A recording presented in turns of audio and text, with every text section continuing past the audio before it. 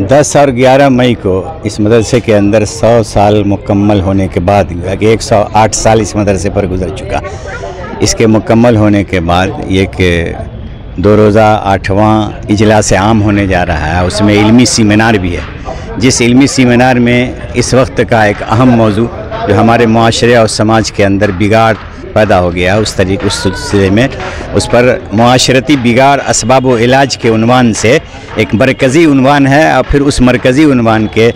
तहत कुछ ज़ैली और नीचे के छोटे छोटे अनावीन हैं, जिन पर मुल्क के बहुत बड़े दानिश्वर, स्कॉलर और बड़े बड़े उलमा, मकाला निगारान और खुतबा हज़रात आ रहे हैं, जो मकाला की शक्ल में भी पेश करेंगे और ख़िताब की शक्ल में भी रात के प्रोग्राम में वो तकरीर करेंगे। इस इजलास में कमो बेश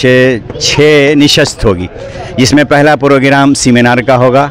दूसरा प्रोग्राम मदरसा के बच्चों का होगा, तीसरा प्रोग्राम रात में जो आम खिताबात होंगे उसमें और लोगों की तकारीर होंगी। फिर दूसरे दिन पहला प्रोग्राम दस्तार बंदी, यहाँ से जो उलमा फारिग हुए हैं, जो हुफ़ाज़ यहाँ से फारिग होकर के निकले हैं, उनके सरों पर दस्तार बांधा जाएगा और उसमें दूसरे बड़े बड़े लोग स्कॉलर का खिताब भी होगा। फिर उसके बाद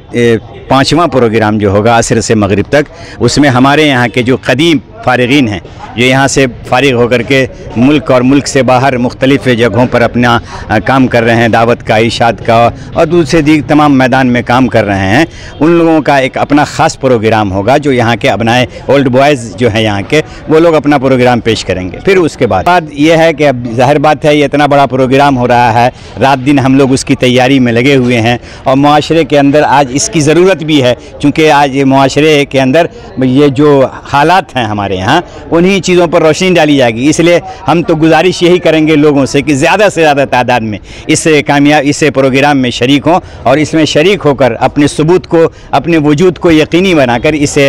जलसे को और इस इजलास आम को और इल्मी सेमिनार को कामयाब और मिसाली बनाने की कोशिश करें। हमारी यही गुजारिश होगी लोगों से कि ज़्यादा से ज़्यादा तादाद में लोकर हम लोगों का हौसला बढ़ाएँ और ज़्यादा से ज़्यादा उलमा के खिताब से मुस्तफ़ीद होने की कोशिश करें। हमारी यही गुजारिश होगी।